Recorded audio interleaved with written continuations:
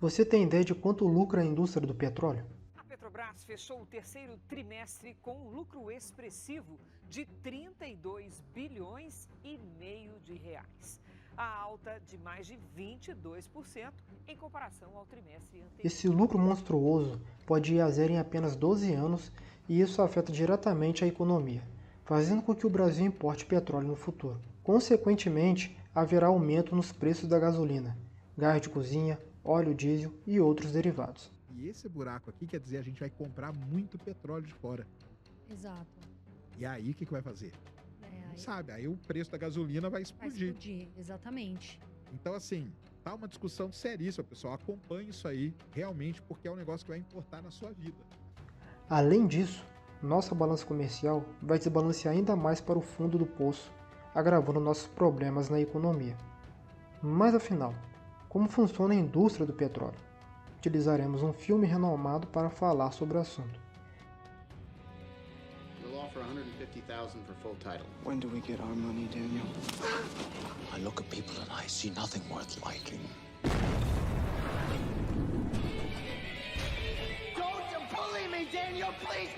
I see the worst in people. We have a... E também falaremos do problema do esvaziamento de petróleo de nossas reservas.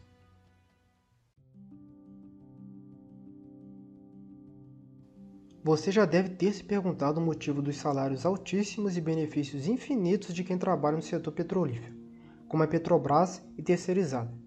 Pois bem, o motivo é simples, é o lucro que esse setor tem. Sendo a nona maior empresa petrolífera do mundo, a Petrobras lucrou nada menos que 32,6 bilhões no terceiro trimestre de 2024. E você não escutou errado, simplesmente 32,6 bilhões de reais.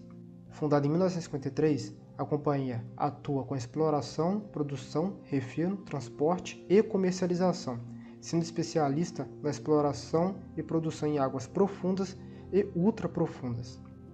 No ano de 2023, a empresa do governo extraiu em média 2,8 milhões de barris por dia. Na tela você vê a lista com as maiores reservas de petróleo de acordo com a CIA World. A Venezuela lidera a lista com 300,9 bilhões de barris, enquanto o Brasil fica em 12º com 12,7 bilhões. Agora pense, o que vai acontecer se a reserva de petróleo no Brasil acabar? Já temos uma noção do que pode acontecer com o fim do petróleo, e é o que está acontecendo na cidade de Campo dos Goytacazes, que registrou a menor produção de petróleo no fim de 2020, afetando diretamente a economia. E se eu te assustei, fique calmo, porque temos uma solução que se chama margem equatorial. Mas espere um pouquinho que eu vou falar do nosso milagre.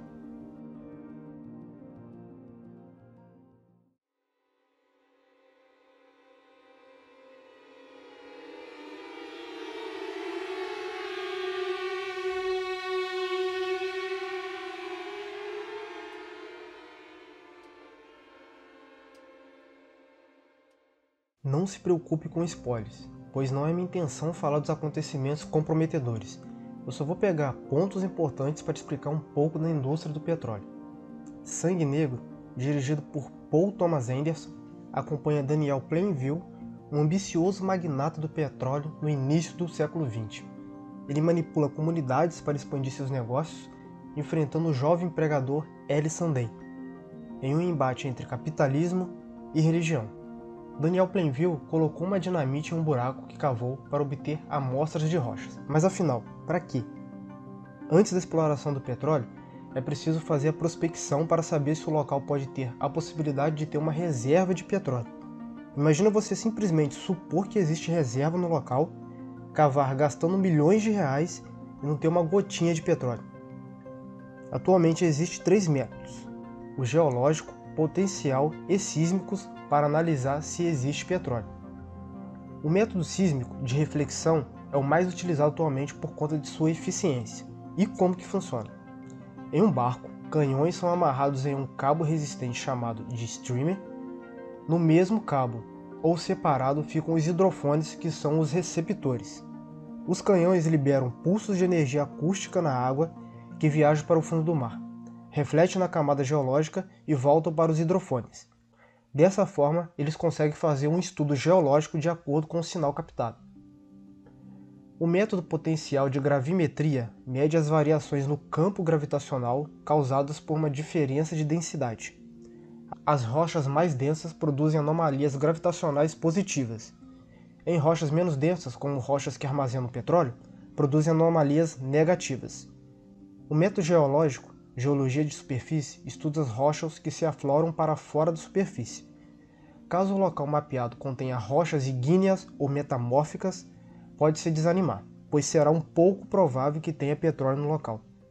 Caso encontre rochas que fazem parte da estrutura de um perfil petrolífero, mais outros fatores, há grande possibilidade de existir ouro negro por ali. Esse método é utilizado no filme por falta da tecnologia na época. Daniel manda a rocha para estudo. Com a confirmação, ele e seu irmão começaram a exploração, que atualmente é um processo muito caro e complicado de fazer. São várias etapas que precisam de uns 50 vídeos para explicar, portanto vou resumir e pular alguns passos. Para a perfuração do poço, precisa de uma sonda de perfuração, onde contém um conjunto de dispositivos para fazer perfuração e futuramente a exploração. Para a perfuração, utilizava o método de percussão, que consistia em um sistema que utilizava uma broca pesada, suspensa por cabos, que era levantada e solta repetidamente para quebrar as rochas do subsolo. Após quebrar a rocha, o material era retirado do poço com baldes ou outras ferramentas. Após a perfuração, vem a produção, que no caso é a retirada do petróleo para o uso. Como há muita pressão no reservatório, o petróleo sobe sem nenhum esforço. Há casos em que a pressão não é o suficiente e há artifícios para compensar a falta.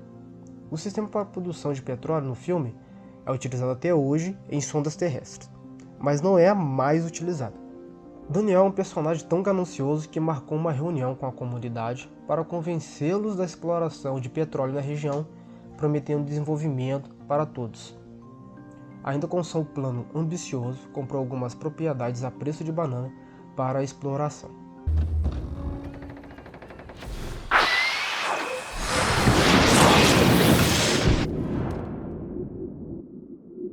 Um dos operadores percebe um pequeno tremor e grita gás, que sobe descontroladamente. Essa subida descontrolada se chama blowout, que é um fluxo descontrolado. Mas por que gás? O gás também é produzido nesses reservatórios. A Rússia, por exemplo, contém a maior reserva de gás natural do mundo. Além de ser comercializada, também é usada para gerar energia em uma sonda. Mas é papo para um vídeo longo.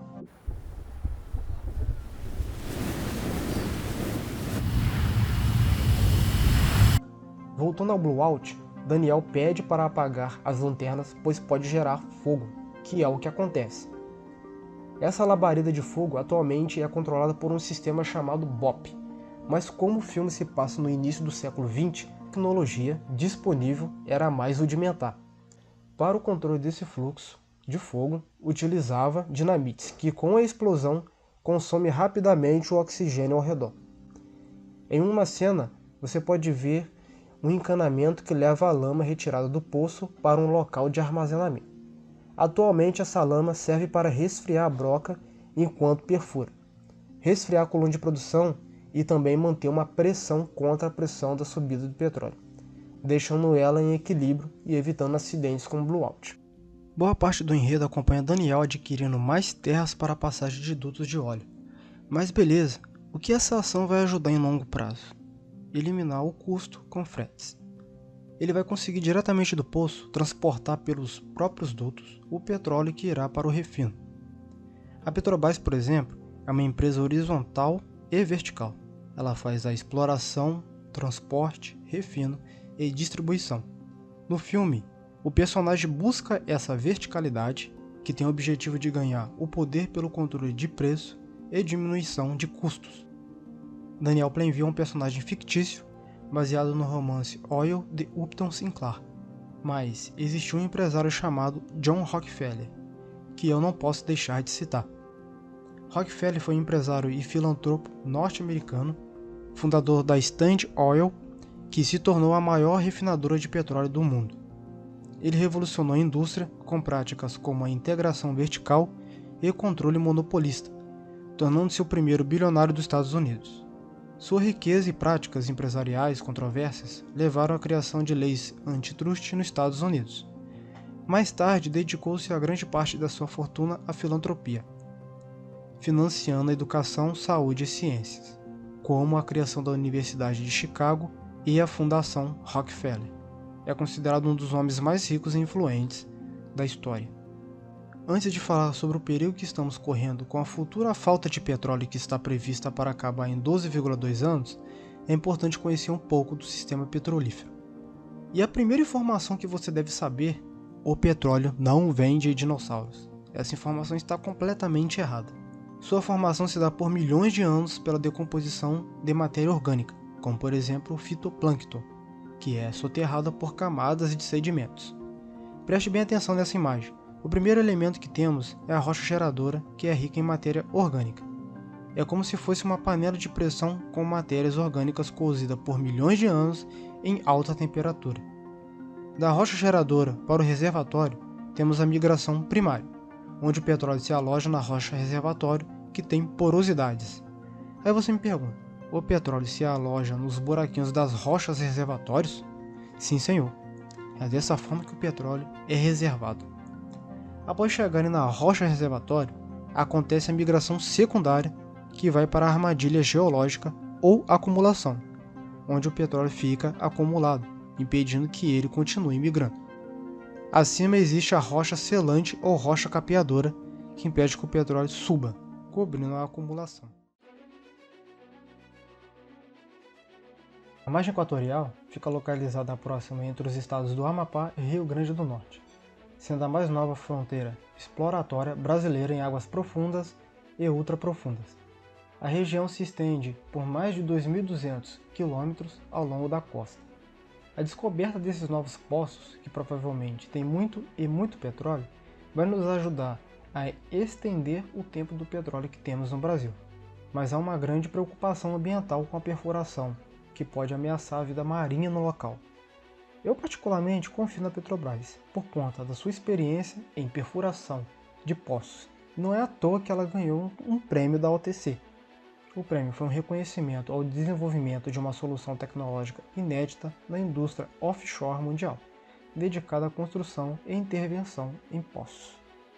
E sendo sincero, precisamos explorar muito a margem equatorial. Se você quiser saber um pouquinho mais, procure vídeos relacionados à prospecção, perfuração e refino de petróleo, que é um conteúdo mais técnico, indicado para quem vai trabalhar na área. Mas se você é um curioso e tem fome por conhecimento, igual a eu, vai a fundo. Após esse vídeo, recomendo que assista o filme Sangue Negro, que além de falar de petróleo, fala de outras questões importantes que envolvem ganância, religião e exploração, não só do petróleo, mas também de comunidades e pessoas. Gostou do vídeo? Curte, compartilhe e não se esqueça de inscrever no canal. Um abraço, desbravadores.